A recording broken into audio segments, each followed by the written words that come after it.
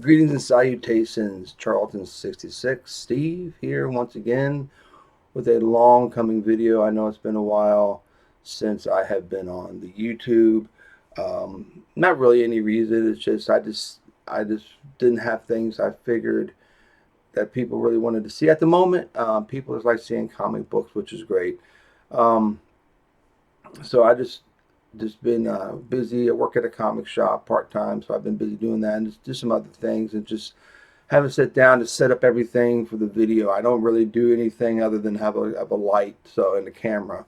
So I don't do all that craziness. But to clear an area off is something that I sometimes don't like doing. Anyway, hope everyone's doing well. It's Wednesday morning. Yeah, it's still morning. But just wanted to talk about a few things. Nothing, no rant. Everything's good. Although there's stuff to talk about with that, there is things that I can mention, but I'm not going to go into that because there's always a flip side to everything. And one of the things before I start showing comics and pulps and stuff, I just want to reiterate that it's been fun. It has been fun. It continues to be fun on social media through YouTube and Instagram. I met a lot of great people. People that reached out to me with questions. I reached out to them with questions about the hobby, about things, and we talk. And there is a relationship there. Something that 30 years ago you wouldn't sit there and say unless you physically meet someone that you can call a friend. There are people that I've never physically met that I can call a friend, um, that share this hobby, share the love of this medium. And most people are in my age group. Um, there's some younger people that do reach out, which is great. I think it's fantastic that younger readers and younger collectors are into the older stuff because once we're gone, you're going to only have people who care about the end thing at the moment. People who grew up with this, like I have, that's not in it for the money, contrary to popular belief. Never have been. When I first bought my first comic book in 1974, 75 time, or whenever Marvel 2 and 113 came out, which is on the wall, right. I can't do this. Right there is the cover. It's a it's a recreation by Ron Wilson. But anyway, whenever that came out, I never sat there and said, "Oh, this is going to be worth money. I got to save it." No one thought that, and I continue to have that feeling. But anyway, met a lot of great people. It's been fantastic. Continues to be fantastic. I enjoy everyone. There's too many to name. If you know who you are, we've talked, we've exchanged items, we sent each other stuff. You know who you are if you're watching my videos, and I sincerely appreciate the friendship. I sincerely appreciate the conversations we have, mostly on Instagram. I'm lacking in my responses here on YouTube, and I do apologize for that. I'm more my Instagram seems to take up more time than YouTube, but I need to start back and reaching out and talking with people here on YouTube. Um, but yeah, the people that I've met have just been phenomenal. There's never been a dull or a not I should say dull, but a troll or however you want to call it in the bunch. It's always been positive because I hope I present a positive atmosphere to what I talk about. Last few videos I've had a little bit of a rant, but it was legit. It wasn't anything of my perception or what I think of something. It was facts. I speak in absolutes with that. Anyway, so anyone out there who we've interacted, I call a friend, and I hope you feel the same way. So onward to some stuff I'm going to show. I went to Pulpfest the beginning, the first weekend of August, that Saturday, and I went there. It's in Pittsburgh. It's a 3.5 hour drive, which is fine. I love the road trips to go to something like that. I was limited with funds because I'm saving up for Baltimore, which is the 20, 21, and 22 of this month, and I'll talk about that in a few. But yeah, I went to Pulpfest, and it was great. I was glad to see a lot of raw pulps. A few Instagrammers who I met at Baltimore and at Pulpfest said they saw some graded pulps. I didn't see them, which was great to see. So I hope that to me it's folly. I've talked about that before, so I'm not going to go into it now. But yeah, I look at some raw pulps. They were great to see. Great people. I met some writers. I'm going to talk about here in a few minutes. I met Fireball, Fireball Comics. Great dude. Nice gentleman. Uh, he gets to me some music that we both share and like and are interested in, and it was great. I didn't have enough time like I wanted. There was something going, other things were going on that cut my trip short. I missed the Doc Savage panel, which I was, you know, sad about, but things happened and I had to leave. But we're making plans. Me and Fireball next Pulp Fest. We're going to break bread and have some lunch, dinner, whatever the case may be. I'm going to plan for a long duration next year at Pulp Fest.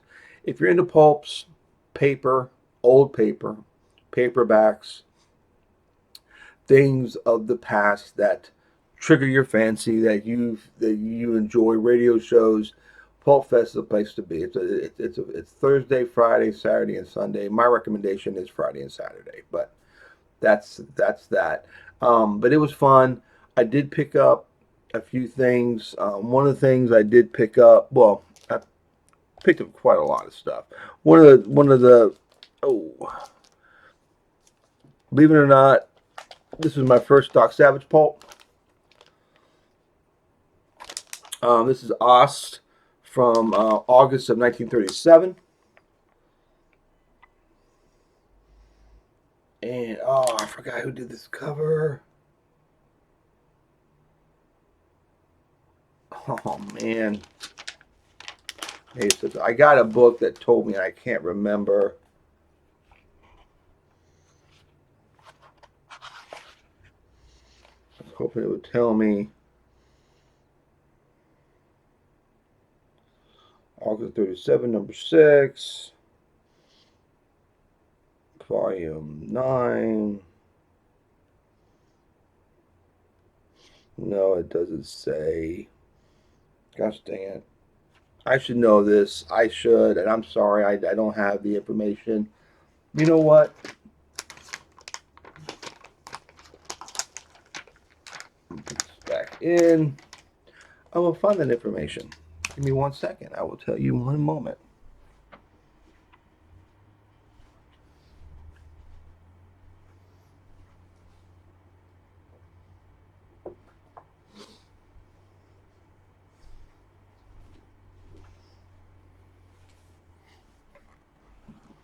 This book here has all the answers. Let's see, 1937.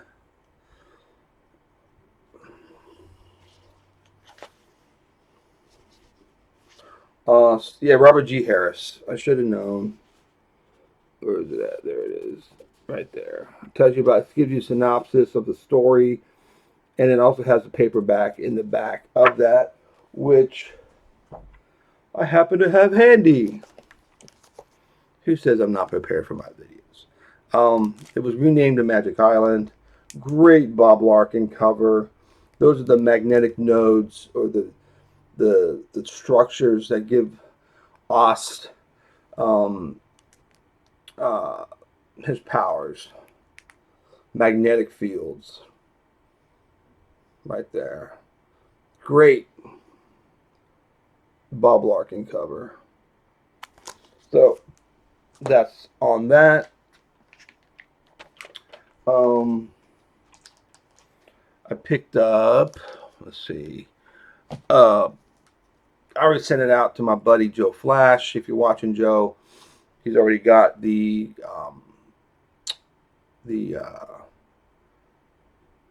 was it Ballantyne's first edition of War of the Worlds. That's one of his favorite stories, so I found that. So I got that for him and sent that out to him.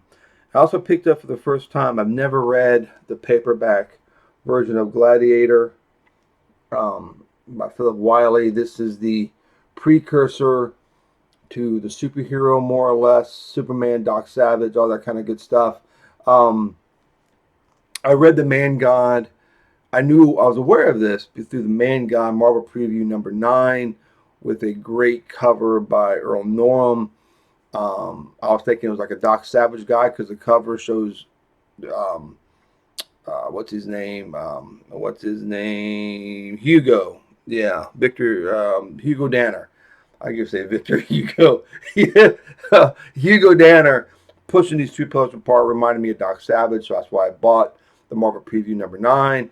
Read it, found out it was this book, but it was not lusty and vigorous as it says on the back. I don't know. Women were fascinated by his vigor and virility. Men envied his incredible strength and appeal. So we'll see how this plays out. I've not read it yet. People, when I put this on Instagram, folks said you're going to like it. So I'm sure I will. It's written in the time frame I like to read stories from that. I think it was in the 20s when the story came out. Also, when you go there, I got some other stuff, but the new Pulpster, they gave you this when you walked in, which is kind of cool. I've not read it yet. The Pulp. Oh yeah, gosh, I knew I got other stuff. The the there's been new resurgence of authors, very good authors who know the pulps, who can write in that flavor, so to speak, who can write in that idea of heroics and adventure without being pretentious or without acting like, you know, making fun of something like people like to do nowadays with films and stuff, making fun of the past. These authors know what they're talking about. And who I'm talking about are people like Bobby Nash and Brian Morris and Charles Millhouse, who used to have a channel called the Go-To Geeks with Lawrence. They used to have a channel about comic books. Now, Millhouse, who I'm going to talk about here before I talk about somebody else, obviously, is doing a series of books, who has done a series of books called Captain Hawkin. And what's cool about these books is that, and I've talked about this before, but not really delved into what the books are about, but each book is a separate entity. It refers to things in the past and the present because some stuff happens. I don't want to give it away.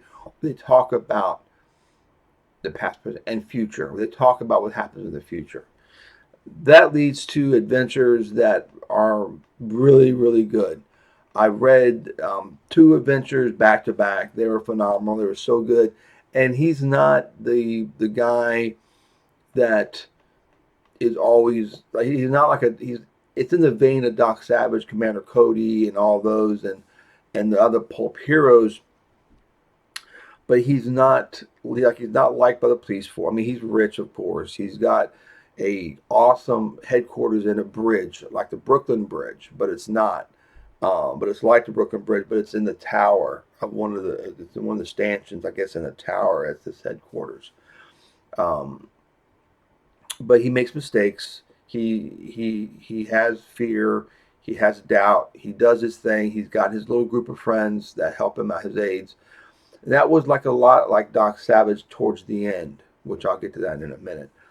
But the Charles Millhouse, look for him online.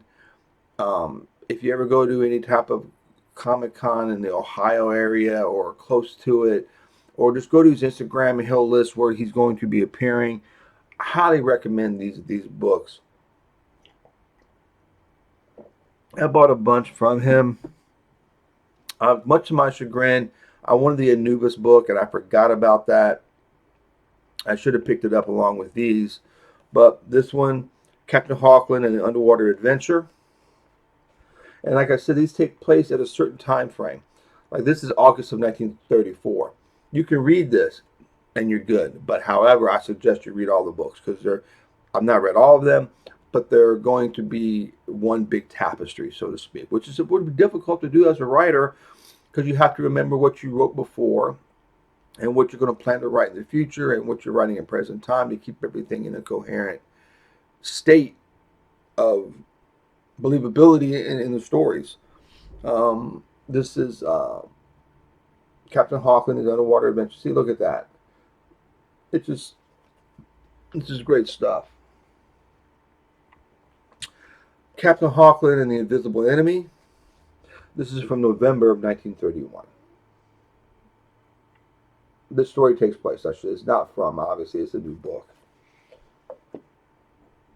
And he's a great guy. He's a nice gentleman. He enjoys what he's doing. He's got other things going on in his life that's positive. I don't want to give his personal information out. I mean, when you meet him, he'll talk to you. But this is something he does on the side, which is very, very good. And I enjoy it so much. I love aviation. This is July of 37. Aviation stories. Captain Hawkling and the Shadow Men. How cool is that? It'd be cool if he teams up with G8 and these battle aces. But that's not World War. That's after World War One, before World War Two, so that won't happen. And he premiered this at Pulpfest. Nice thick volume. Captain Hawkling at War, which is there's Captain Hawkling and his men and women, which is great. Look at that. Oh, I've not read this one yet, but there's such good stories. I literally I bought 2 books off of Amazon. It took me a while to get into it. I'm reading other things and there's other stuff going on that I read, but I jumped into it and I was like, oh my gosh, this was so good.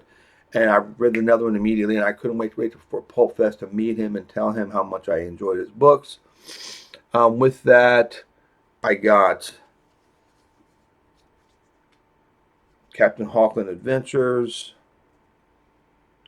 There's the Anubis adventure right there. There he is. And that's such a great card. It's like a movie poster. And I'm part of the, I'm a member of good standing of the Captain Hawkland's Crusaders. Sorry by Stephen Hawkland. Hawkland right there. Oh, come on, focus. You can see it. There we go. And the Captain Hawkland Aviation Badge. All came with the books. Again, I can't recommend these enough. If you're into pulps, if you're into adventure, if you're just into unpretentious fun, highly recommended. Another character, I use that in a good way, is Brian K. Morris. Another wonderful guy. Just happy, positive, and he writes really good books. I read his Sky Captain, his Skyman adventure, which I have it on my shelf over here, which I loved. It was so good. I love Skyman. It's an old Columbia character, Golden Age character from Columbia Comics. He did a book called The Terrors, which is a new version, a new take on the Black Terror. And of course, they're all signed. I had everyone sign it. The Captain Hawkins books are signed as well. Got this book from him, and I also picked up The New Adventures of the Blue Circle, which is a series of comics back in the Golden Age. Blue Circle. It was a comic character and comic run. And this is the Golden Age adventure. Of course, it's signed there as well. Again, all the Captain Hawkins are signed too. So that was Pulpfest for me. I didn't pick up a lot. I wanted to meet the writers more than getting pulps. I love buying pulps. Westerns. The hero pulps, again, are expensive. I got a couple Avenger. Got my first Doc Savage. but you really can't read them. Doc Savage has been reprinted not only with Bantam, but with the Adventure House and other places that give you two Doc adventures in the original pulp format.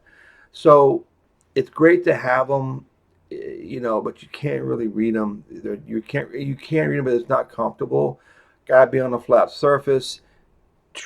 Each little page, read it. It's not. You want to just get with the book and read it and sit with it and really enjoy it without worrying about anything happening to it. So spending 300, $400 a pop on a pulp is not my bag. It's great when people want to collect. I mean, don't get me wrong. I have some friends who got some great pulps, and they spend some hefty coin, but that's what they love. That's what they enjoy, and that's great. It's just not me. I got comic books. That's my primary focus. The pulps are there. I have more historical books and reprints of pulps than I do actual pulps. I have probably 30 pulps in my collection, and mostly are westerns and short story pulps. I like the short story series. Um, but we talked about this before on the channel. It's just not feasible to do everything you want to do. So that is what it said. Speaking of Doc, I'm currently reading this, which is so good. I've got the paperback. I didn't realize I knew the cover, and when you see the cover a million times, you don't remember. I'm 58, so sometimes you don't know. Do I have that? Don't I have it? Did I see it in one of my historical books on pulps or Doc Savage? But I got this as a birthday gift from my wonderful wife. I like this format better anyway. This is Will Murray writing Doc from outlines of Lester Dent.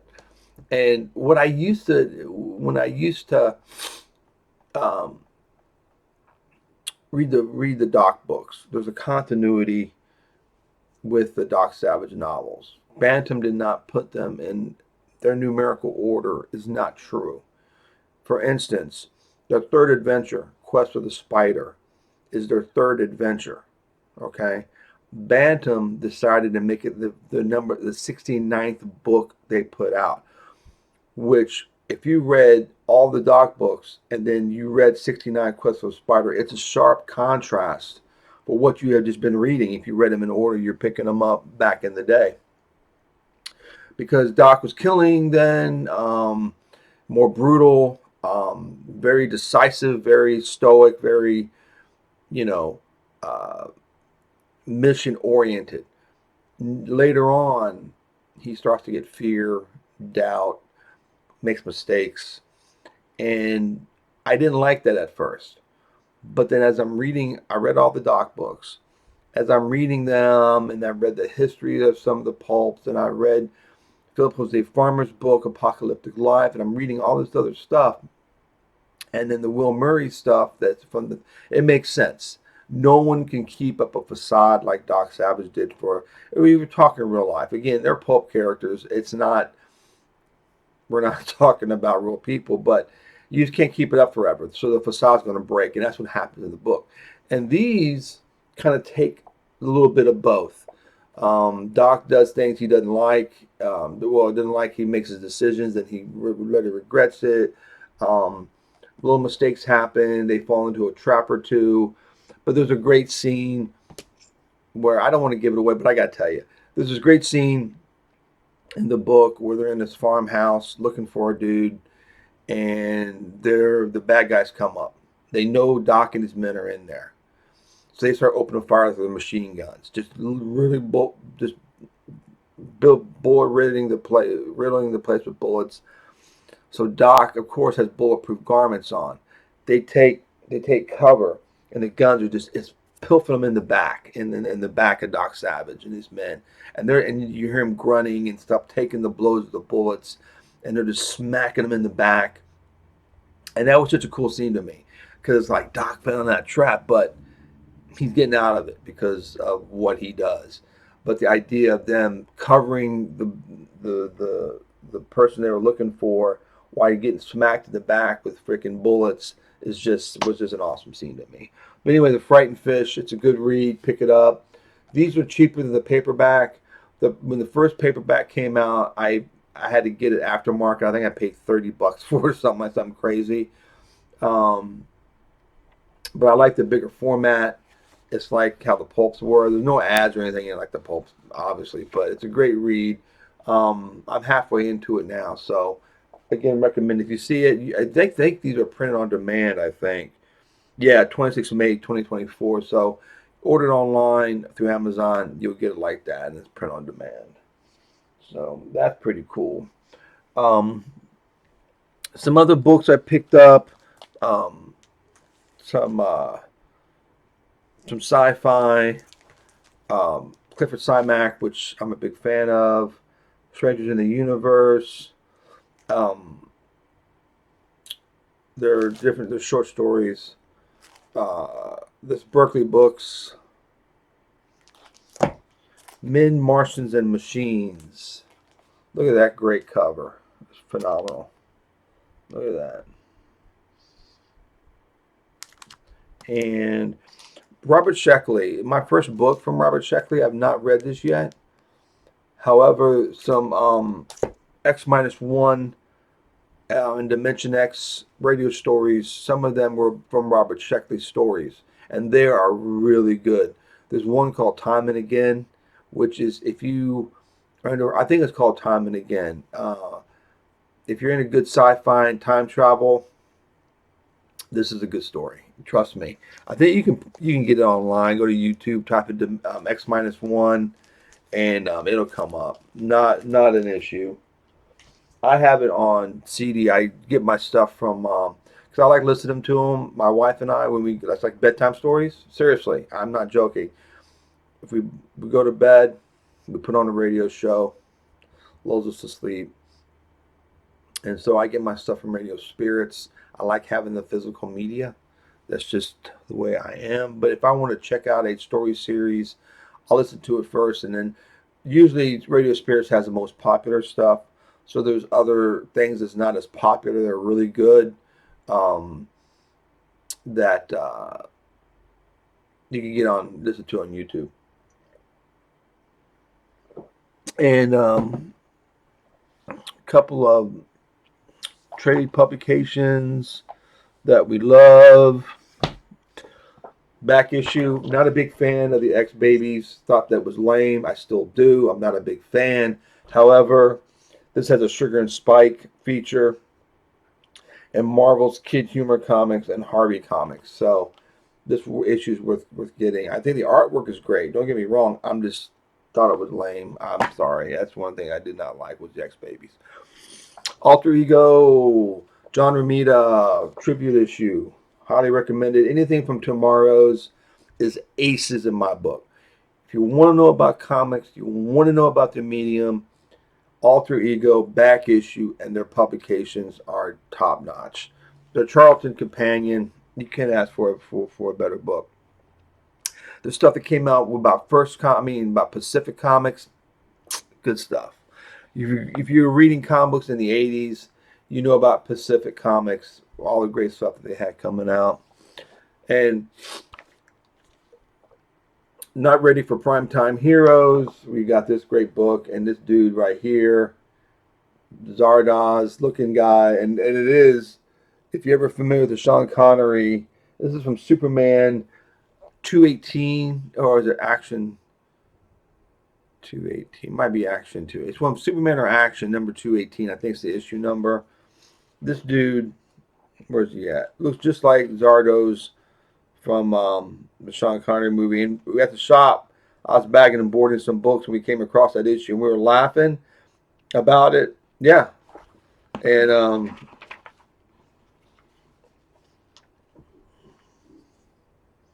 I'm sorry, Superman 281. Looks like she kicks in once in a while. That's what the cover looks like. Check them out. And they do admit in the interview, I read this, that they did take the idea from the Zardoz movie. So that was kind of funny. And this came out right after we were talking about how much that character looked like him. And sure enough, it's confirmation in that issue. Back issue number 152. Sabusima, which our pal Sal, great guy. I met him once, and just a delightful gentleman. And I got a Nighthawk sketch from him when I met him. This is probably 20 years ago, maybe. So that's a great issue. I've only read in piecemeal. I've not read cover to cover yet. Got the new issue of Monster Bash, number 54. This is just got great stuff in here. Monster Bash is another recommended publication. If you're into horror, it's an $8.99 price tag, but it's worth it. Again, it's like a fanzine more or less, or a prozine, I should say. But it's not out there to be, to the general public like Time or Newsweek, so the price is going to be a little bit high. And so $8.99 is not that bad.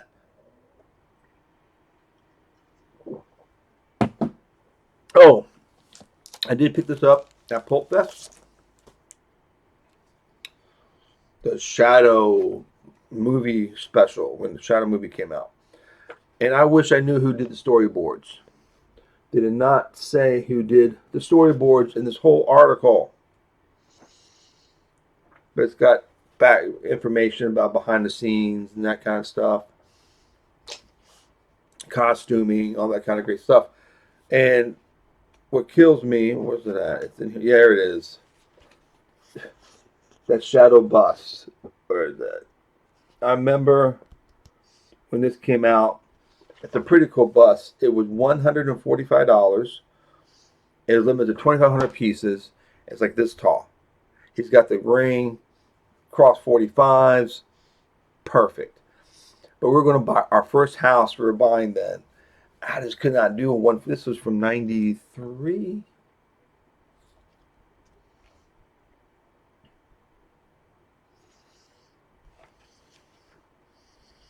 '94. Yeah, we just bought our first house. We were just going into our first house. I just couldn't swing the 145, and now it's over $1,000 with the box, and not doing it. Um, that's one thing I'm missing. I got my Doc Savage statue. Where's he at? Right there. I got my Rocketeer over there. So I'm just missing the Shadow bust, and I think I will be set. But I'm not paying that kind of money for it. So this was a good buy. Finding that Shadow magazine. I did also pick up Illustrators, the all Western. I can't remember if I did a video when this came out or not, but it's all Western. Even got comic book stuff in here. John Severin goodness, Marie Severin, just Western art from Pulp, from paperbacks. This is out of Britain, number 43, Illustrators. Nice thick. Look how thick. It's not even flimsy. Look at that. Cardstock paper.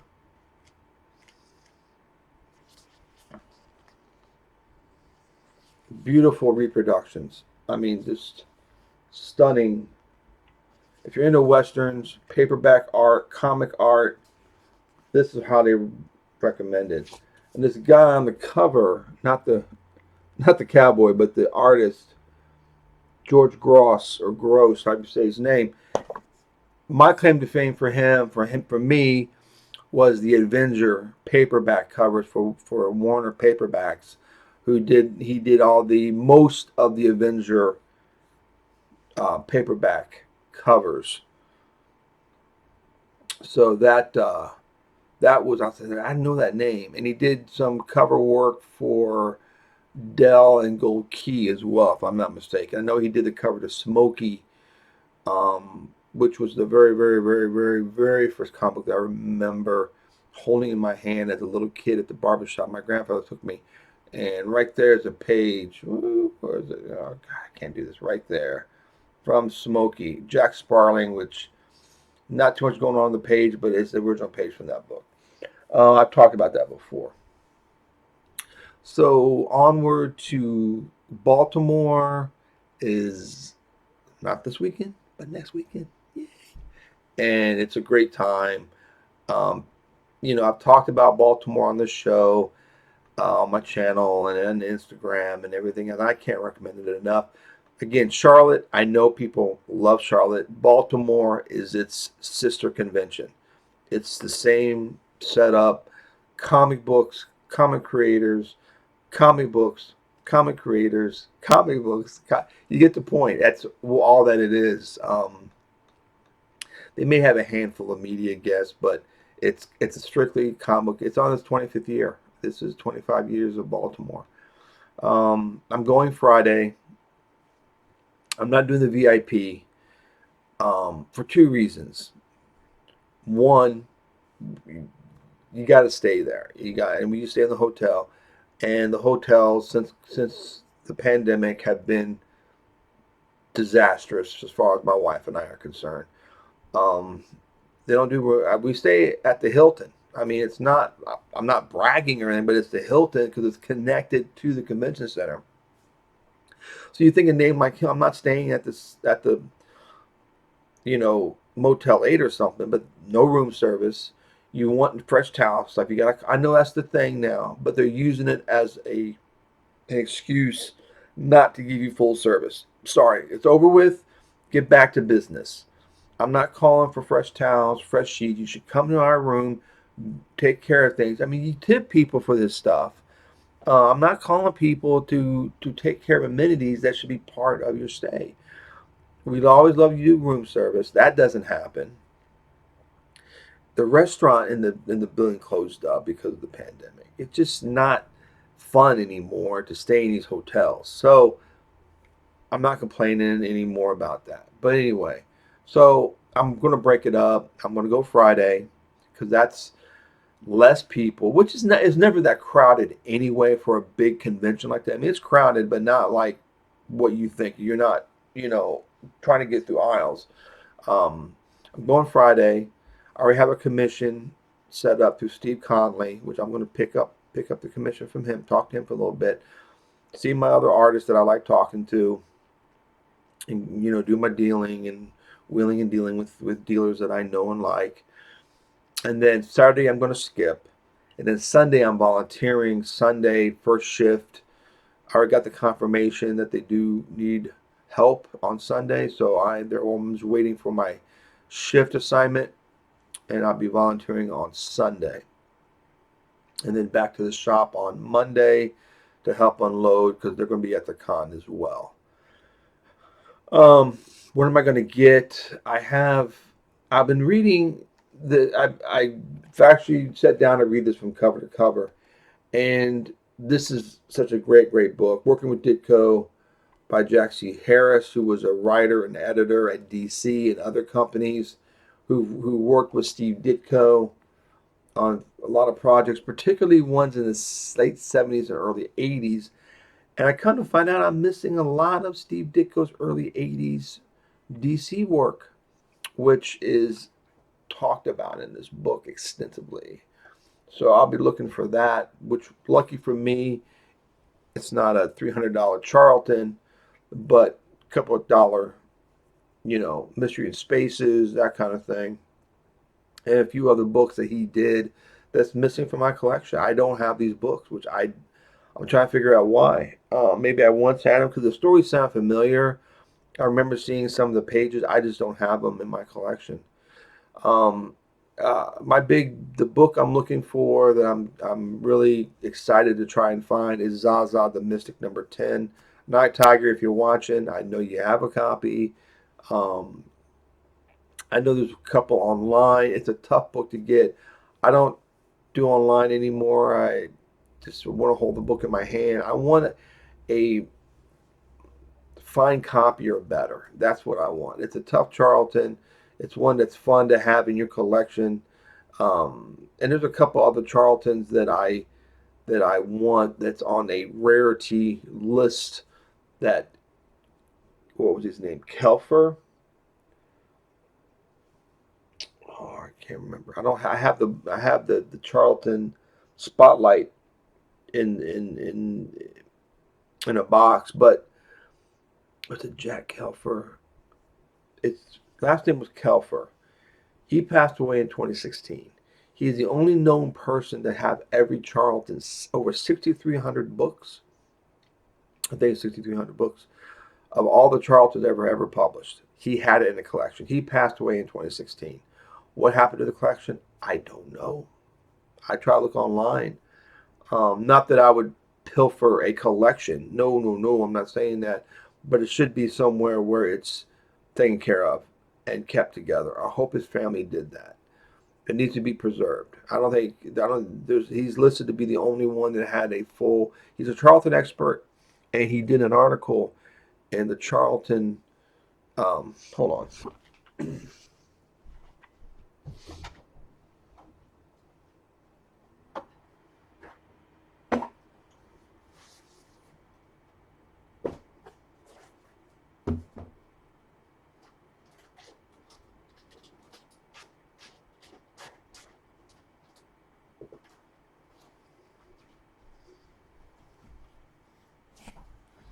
Haha, it's in here. Let's see, where's it at?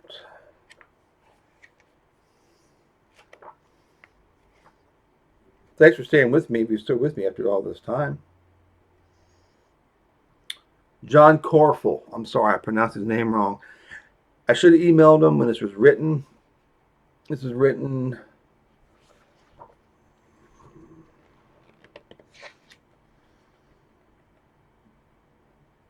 2015, so he passed away right after this. Charlton Spotlight, this issue. If you're interested in this issue, it's got Charlton's rarest comic books, and they list them. I have that one. They listed the rarest Charlton comic books. And John Corfel gave his email. I should have emailed him when I first saw this, just to get to pick his brain, talk to him. He reached the goal of obtaining every single comic book ever published by Charlton from 1944 to 1986, over 6,300 different issues. And he created this list of Charlton's rarest comic books. So if you see this issue, pick it up. It's well worth it. It's got information that you just can't find anywhere else. So I'm going to look for some of those off that list if I can find them, which would be great to have in the collection. Not because, they might not. I don't think I'll be paying a lot. I don't want to pay a lot. I saved up for it. If I have to pay a lot, I pay a lot. It's one of those things. I don't want to. No one wants to. I get it. But I got a few books up my sleeve that I call my trading ammo, that I can do some trading and some wheeling and dealing. So I'm not really that concerned about it. Other books, like I said, the Ditko DCs from the 80s, some other Ditko stuff. That there's a booth there. What's it called? I have my list. The Ditko Club. If they're there this year, they have all I have is Ditko stuff and the Robin Snyder stuff, and so hopefully I can find some stuff from Renegade Press. That this story called the Space Guider, not Glider, Guider. He guides people through universes. Was never seen. It's supposed to be out of First Comics. They sank it before it came out because they just didn't do it for whatever reason. But Renegade Press got the artwork and they did the story. So I'm looking forward to trying to find those stories from Renegade Press. And I have a want list. This is my want list. It's just got again, it's my Charlton, mostly my Charlton want list. Stuff that I need and want. It goes all over the place. But I know I should do this stuff on my phone. I know. I I think once I get my collection, again, I'm retired. I got the days off. I really should just get a box and just start cataloging these books and put them in so I can have an app. I know how cool it is. I see people on their phones taking stuff off their list, adding stuff on. I think that's so cool. It's just I just haven't done it. Not that I'm afraid to. I'm not afraid of technology. It's my special pencil. I love how it writes, and it's got a cool eraser. And it doesn't erase without any of those fibers. It erases just takes it away. So this is my walnuts I take with me. Do I go buy it? Not as much as I should. You're like a kid in a candy store. You just see so much stuff, and you're like, oh, I forgot about this. I need this book, and you just get stuff, and you didn't realize you needed it. Like my straight arrows from ME. Love my straight arrow. Um, and I don't have a list of ones I have. So if I see some straight arrows, I'm going to have to go by my memory. Don't have time to go through the collection and write everything down because with my Charltons, the Ditko DCs, looking for a couple of rare Charltons that I already know which ones I'm looking for. My day will be spent looking for those. Another thing I picked up that I have and I suggested to everybody is the new price guide. Obviously, the Shadow Kaluta cover is the one to get. This is the new price guide. And, the prices are what they are. Again, it's the term price guide. It's a guide. Not so much as the prices that I really care about, it's the information. The same information is in the old guide. I get that. The only thing that's updated is some newer stuff and some older books might have been found. But the information, I love reading the market reports. I love when I see Charltons or people are wanting them now or just seeing what's going on in the hobby. Um, I'm not in it, to sell anything but you know, when you are looking for something and you want to know what a certain Charlton book continued from, which is a prime example. Charlton ended a book, picked up a book, completely new title, completely, they continued the numbering, but it's a completely different book. And you want to know that kind of information. Instagram happens all the time. Someone will make a comment or ask a question, and I just look at the price guide and answer it. I don't know it off the top of my head. Some stuff I do, but most of the stuff is just too much to remember. So the price guide is recommended, almost a necessity if you want the information. If you want to, and again, you can skip a year unless you're into the newer books. I mean, because 9/8 books are not in that. People who are coveting the 9/8s and whatever, and I got to have the best copy. It's not going to talk about that because the guide doesn't even reflect those prices. But it's a good resource, very good resource. Again, people will look on, comic book, what's it called? Everybody looks on that all the time. Um, the comic app, Key Comic Collector. They don't update. They look at a price. Oh, it says it's $20. Yeah, $20 5 minutes ago. Now it's $3. So they don't update it. So I don't go by that too much. Um, a few things before I go. How long have I been on this bad boy? Where's my time? Oh, only 48 minutes. Sweet. Currently, a couple of stuff I've been reading that I picked up that I just go to a short box. I have everything in magazine short boxes. My core collection. Everything else in a long box down in the basement. Um, all, stuff from the, 90s and the 2000s, stuff that I've read, enjoyed. I just don't have the room to keep it in my collection up here. So I just go to a box, pick up a few books. One of the things I enjoy, the What If series. What if Nova had been for the people?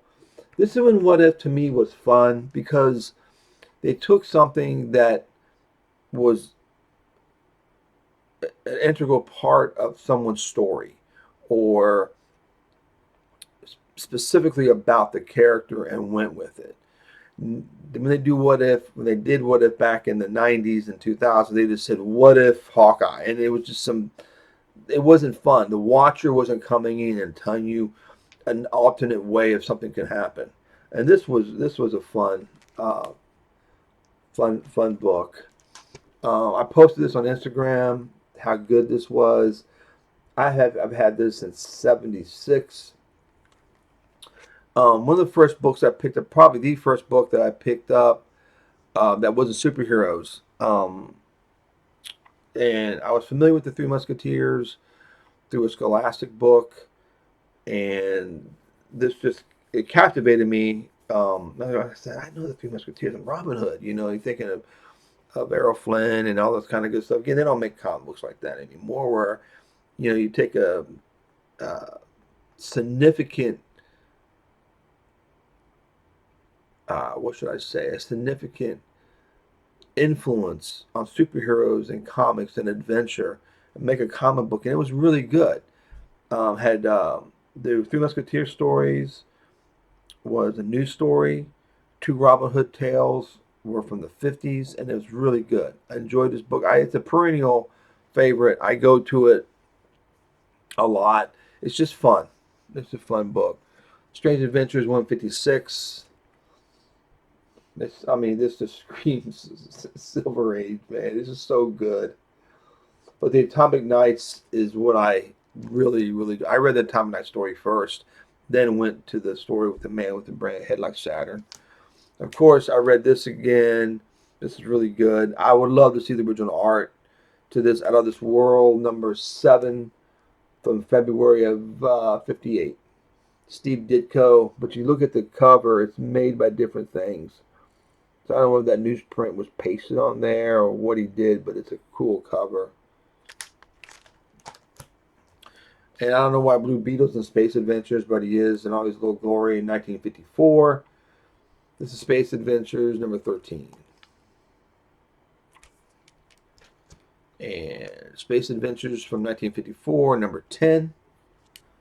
Great Ditko cover on this. And Red Magorgo, #4. Love this cover.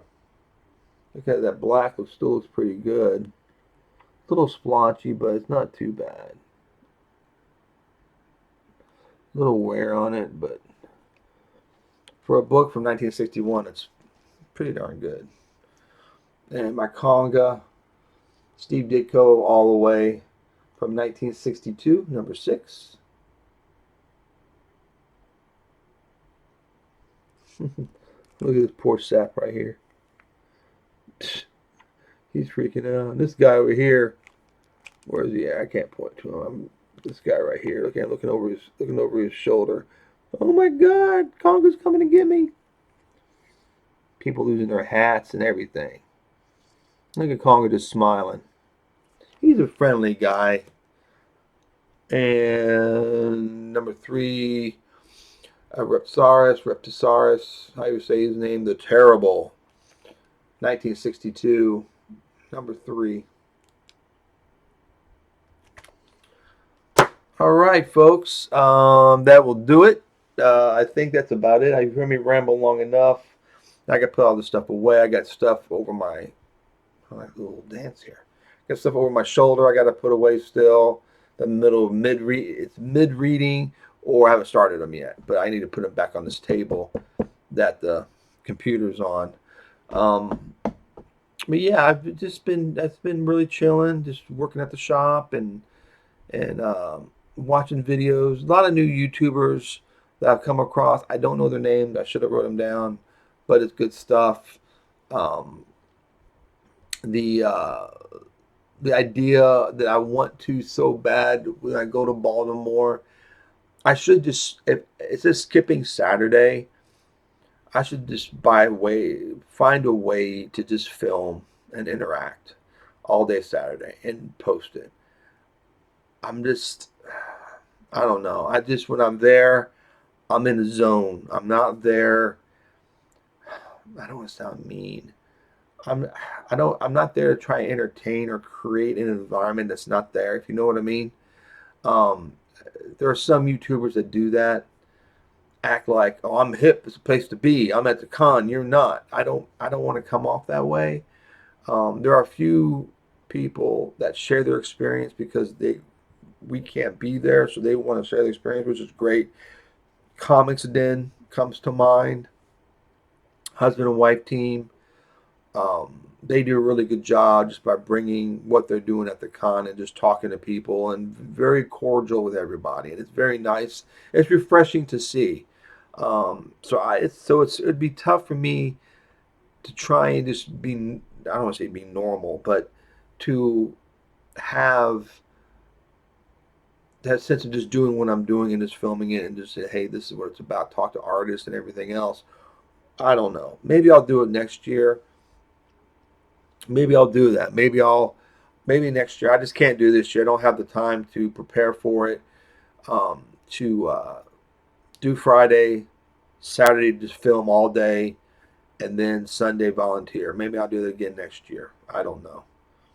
But if you want to see it filmed, if you want to see what I do at Baltimore, put in the comments. Let me know. I'll let the people speak. Right. All right, folks. You take care. Good seeing everyone, seeing everybody, and remember Wampa Room. I see Timmy. I see Becky. I see William. Remember that with the magic mirror or looking glass, wherever she had. So you all take care, and next time you hear from me will be from after Baltimore. All right, y'all take care.